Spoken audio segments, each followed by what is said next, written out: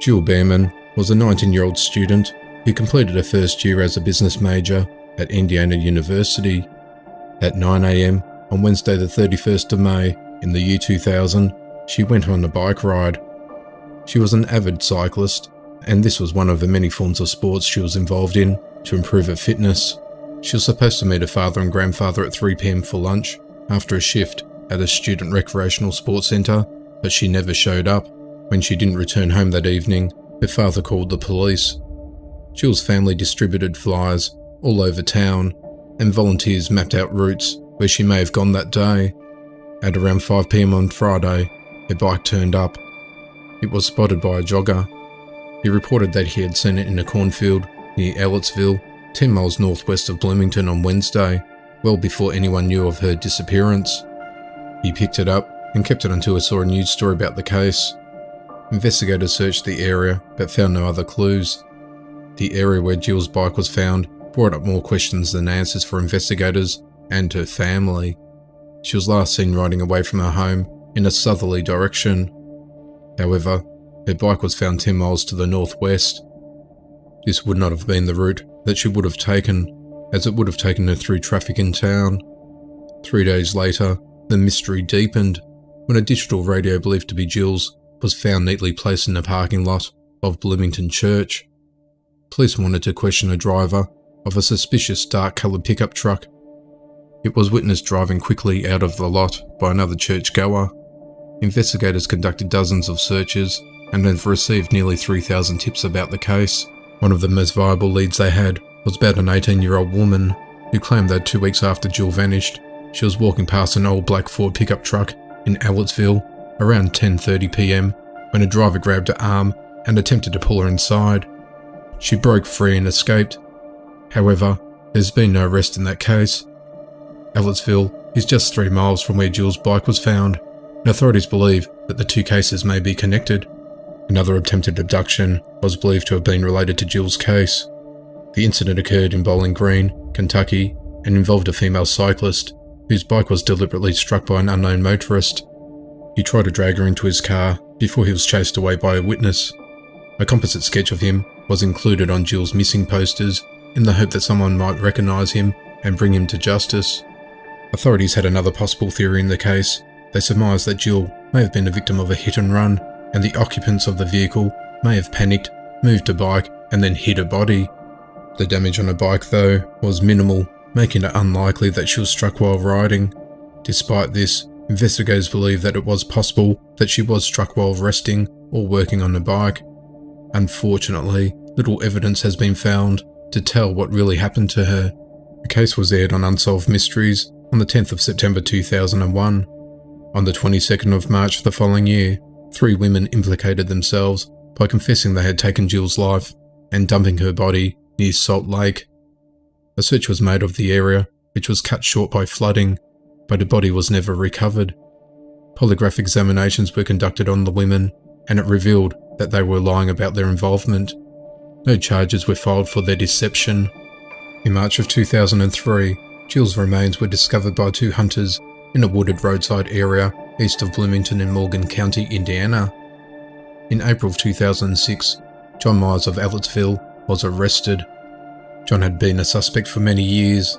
Jill's bike was found just 1 mile from his home. He was on vacation from work on the week of her disappearance.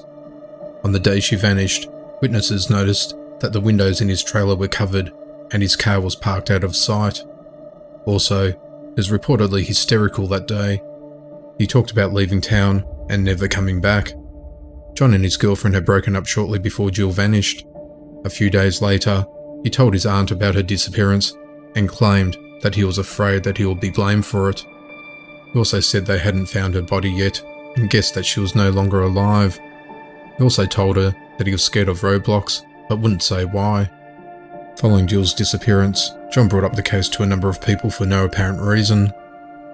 He told co-workers about how he was considered a suspect, how her bike was found near his home, and how she was probably taken away from the area. He also falsely claimed that he had found her bike. He also bet that her remains would be found in the woods. On another occasion, he stated that if he was ever going to hide a body, he would do so in a wooded area up this way, pointing north of Maple Grove Road. He claimed he was comfortable with that area because he used to hunt there. He also told a corrections officer that he felt sorry for what happened to Jill. He gave him a list of places to help search for her. Her body was later found by a hunter in one of those areas. In November of 2004, John called his grandmother, stating, "Grandma, if you knew the things that I've got on my mind, if the authorities knew it, I'll be in prison for the rest of my life." He also claimed that his father knew what happened and had taken it to the grave with him. He later told her grandmother, "I wish I wasn't a bad person. I wish I hadn't done these bad things." While in jail, on unrelated charges, John also talked to his cellmate about the case.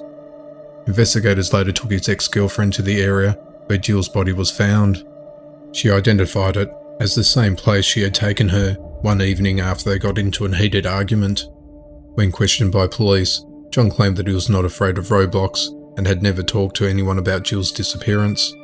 The prosecution claimed that he had been angered after breaking up with his girlfriend and took all his rage out on Jill by forcefully taking her away and ending her life. He was convicted of the crime on the 30th of October 2006 and sentenced to 65 years in prison. Since this determination, it was later suggested that John may be innocent due to a rush to justice. Allegedly, his defence attorney Patrick Baker barely put an effort into his case, and the jurors were allowed to drink alcoholic beverages and maintain access to cell phones and televisions, conducting themselves in a manner described as a fraternity party-like atmosphere. He appealed the verdict to the Indiana State Supreme Court. In November 2015, his conviction was upheld. In October of 2019, a federal court vacated Myers' conviction, claiming that his legal counsel was ineffective. They ordered his release within 120 days of the ruling, unless prosecutors opted to retry him. The Attorney General was planning to appeal the court's decision. Based on Myers' argument, he had no issues while in prison and no previous criminal history. The judge had concluded that Myers would not be a danger to the public during his release. Myers told the judge he planned to live with his mother in Ellettsville. His scheduled release date will be the 15th of June 2020. Jill's brother Brian, after learning of the ruling on the 29th of May, lamented the decision and posted his thoughts on Instagram. He said that the most upsetting part is the way the system works. Nobody from our family was able to speak for Jill. I'm not going to lie, the case was circumstantial.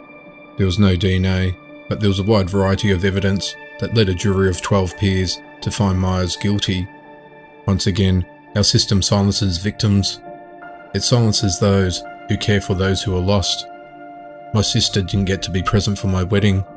My children will never know their Aunt Jill's voice or laugh. And the system doesn't allow anyone to speak for her at this time.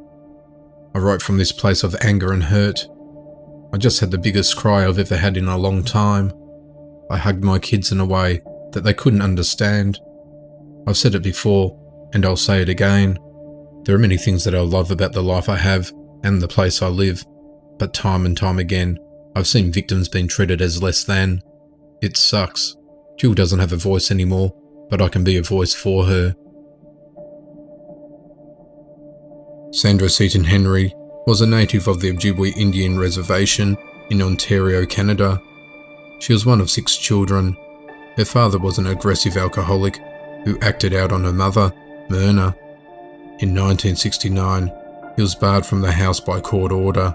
Myrna was forced to take work as a food vendor with a travelling carnival. When she had to leave for 3 weeks, she asked a babysitter to watch over the children. However, the babysitter eventually left and the children were alone. A welfare worker arrived a few days later and took the children away. On the 25th of October 1969, Myrna was summoned before the Winnipeg court. She, like many Ojibwe parents, were intimidated by the court hearings. The judge decided that the children should be placed with the Child Welfare Department, or were either adopted or sent to foster homes. From the start, Sandra tried to get her family back. In 1971, she was reunited with her sisters Wanda and Brenda. In 1988, they found their brother Chesley, who had been adopted in the United States. Along the way, they also found Myrna, who joined in the search for the remaining siblings. Up to that point, they'd been unable to locate their two younger brothers, Bernie and Kelvin. The case was aired on Unsolved Mysteries in Canada on the 9th of February 1993. On the night of the broadcast, the case was solved. Bernie's adoptive parents and one of Kelvin's former foster mothers were watching. With their help, Sandra soon put in touch with them. Bernie's name is now Bernie Hawley, and Kelvin's is now Tony Tavolino. They were reunited with Sandra and the rest of their family on the 4th of March 1993.